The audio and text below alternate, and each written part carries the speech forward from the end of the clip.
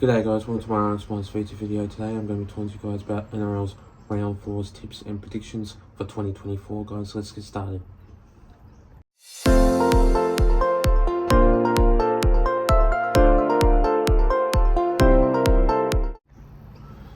So starting off with this first game of this match, we see the Roosters going up against the Panthers. Now this game's going to be another great game. There's going to be big outs in this game, but the Roosters still have name changes, still have the same changes in that side. But then again, no Scott Sorensen, so Maverick Geyer goes into that number 17 spot for the team, and no Nathan Cleary, which sees Brad Snyder in that 7th spot for that position for the team, which he came from the Canberra Raiders. So this game for the Roosters, I could see them winning, basically in their home team.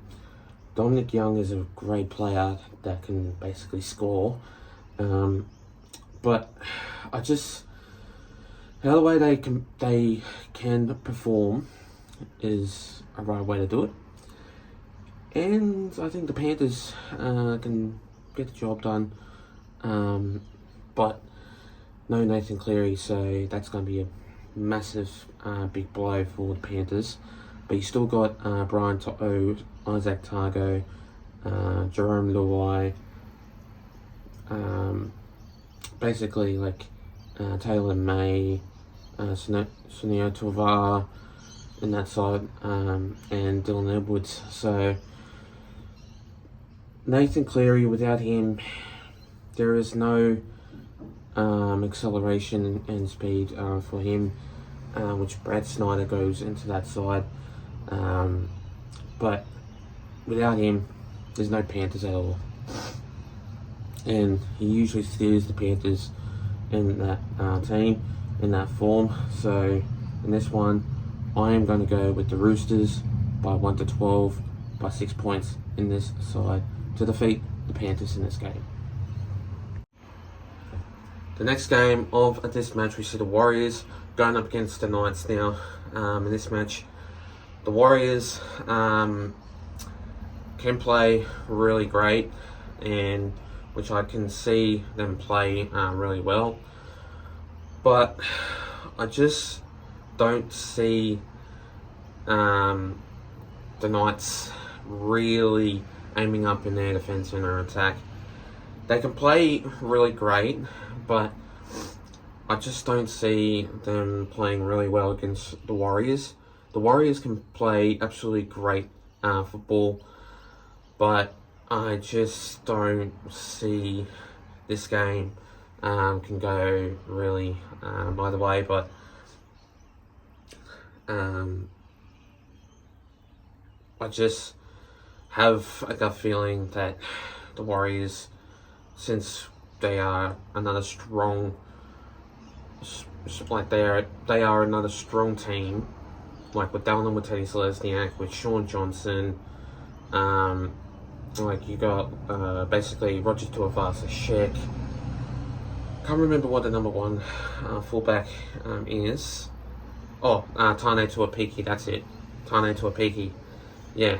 And I could see this game really can go to plan, but in this match, the Knights have been another struggling team, which they haven't been finding their form in the correct frame of mind, and with Caleb Ponga in there, I could see him be the key player of this game that can basically have run meters, score tries, attack, and basically defend.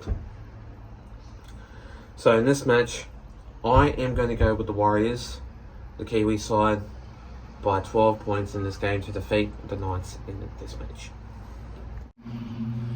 The next game of this match, we see the Sharks going up against the Raiders. Now, in this game, like the Raiders are pretty much a good team. Like they played really well last week, and they are pretty good, strong side, like strong defending team. Like with Jordan Rapana in there, he can play solid. He can play well. But in this game, the Sharks also pretty much, they've basically lost the plot. The Sharks, last week, they played absolutely trash, appalling, and pretty much horrible. And, like, last week was absolutely hopeless. And, like, last week they played against the team that was falling downhill. And I don't know how, I don't understand that they've lost against a team that they can't win. Which I'll mention in the next video. But in this match, I reckon the Sharks will wake up. They'll play well. They'll come out firing.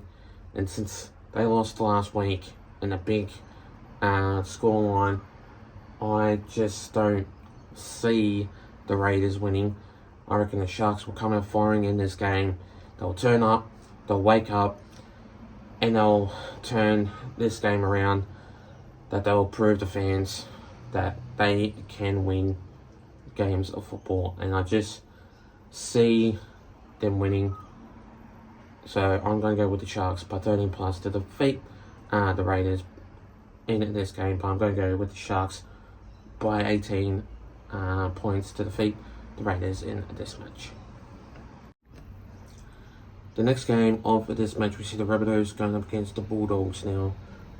These two sides have lost their form, but what really surprises me is the Rabbitohs in the wooden spoon position spot in the competition. And now I just don't see them going into the top 8, which that really shocks me. Latrell Mitchell has lost his form, so has Cody Walker. But for the doggies, I reckon because of Connor Tracy in that number 5 position, and then you got the reserves, which sees Josh Addo-Carr in that number 23 spot. I'll be surprised if Josh Addo-Carr comes back into his wing, and then Connor Tracy comes out of that spot for the team. So I just reckon that could happen, because it has happened before. Because roughly when Josh Addo-Carr played, was in like the reserves, in a very late moment, I just reckon that he's gonna play, but it's not like definite, but I have to wait and see. So in this match, I am going to go with the Bulldogs by 1 to 12 by 8 points in this side to defeat the Rabbitohs in this game. The next game of this match, we see the Broncos going up against the Cowboys. Now, another team that can really find their mark is the Broncos side, which I reckon that the Broncos can do. Queensland Derby, and Broncos and Cowboys usually play for the Queensland Derby anyway. But basically 14th going up against the 1st. And Broncos need to find their form. But I understand why they didn't find their form. It was only because Adam Reynolds wasn't in that side. And without Adam Reynolds, there's no Broncos. Because he's usually the one that can steered the Broncos around. And he is a great player for the Broncos. Really stands out there in the correct form, in the correct frame of mind. And I just don't see the Broncos winning in this game because Cowboys are just too strong. With Chad Townsend in there, with Tom Dearden in there, Scott Drinkwater, all those packs for the players, for the Cowboys, they'll 100% win, which I think that they will. And it'll just be too easy because I reckon that the Cowboys will just be too strong and they'll find their form in the correct frame of mind. So, in this match, I'm going to go with the Cowboys by 13 plus by 18 points to defeat the Broncos in this match. The next game of this match, we see the Dragons going up against the Manly Seagulls. Now, in this match, the Manly Seagulls will play an interesting game. Last week against the Parramatta Eels, they played well, but I just think going up against Dragons still, like, I have to say this, right?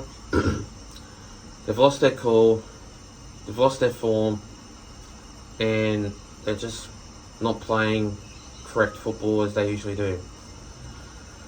But with Manly, I could see them winning, but the Dragons are favourites and the Manly Seagulls are not favourites. So $3.30 is Manly, and I think $1.38, I believe, I'm guessing, for the Dragons. So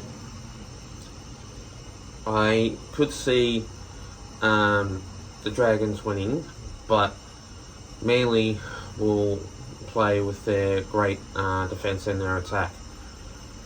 Ruben Garrick last week was really great in his form, and so was Jackson Paulo. But Vega, I don't really rate. He's an underrated player, or overrated player, how you want to call it. But I just think that this game will go either way, but the Dragons, since it's their home game, since they have their form sometimes, but not really all the time, but I am going to go with the Dragons by 1 to 12 by 2 points in this game to defeat the Manly Seagulls in this match. The next game of this match, we see the Titans going up against the Dolphins. Now, in this match, the Titans have really been playing well, but they're not in a great form of mind at the moment. They're struggling with hands tied down their waist, and in this match, going up against Dolphins. Dolphins are another team that they've lost their form and that they need to play better. The Dolphins, in this game, I could see them basically winning, but Titans, they need to win if they want to play games of football, which I could see this game going to a frame of mind. But Jane Campbell will play in the fullback position, which I got told about, and how the way that he will play, I reckon they will. And like the Dolphins, with Jermaine Asako in there, you've got Hammer, He's a really good player that really steers the Dolphins around, and without him, there's no spark, there's no speed, and the Dolphins can really be struggling in their team.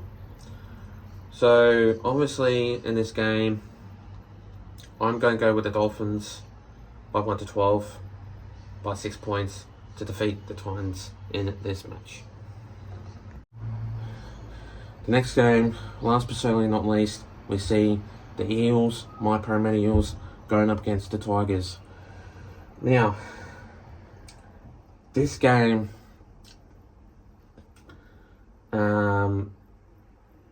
Mike Osevo is back, finally, thank good. In that number 2 position with C's, Will Penasini still at 3, then you got Morgan Harper at 4. Then you got Sean Russell at 5, which this one was really interesting. Blaze Tuolagi at 6. Then you got Dylan Brown at 7. So no Mitchell Moses. Wow. He is going to be out for so much longer. And Mitchell Moses, without him, there is no Eels. They'll struggle with the kick chase, but Dylan Brown, the only thing about him is his speed. And like going up against like Lachlan Galvin. Lachlan Galvin is a great player. For example, but I just don't see the Eels winning. I just can't, unfortunately, which just really disappoints me. And like, since Mitchell Moses is out with a broken foot, it's just gonna be hard for the Eels to win, unfortunately. I just can't see it. I can't see it at all. So I'm going to go with the Tigers by 13 plus. I just can't see him winning at all. So I'm going to go with the Tigers by 18 points to defeat the Parramatta Eels in this match. Anyway guys, that's all from me. Make sure you do like and subscribe guys, and I'll see you guys next time, and happy Easter to everyone and every single one in this video. And also for my fans out there, happy Easter to you, and everyone, happy Easter.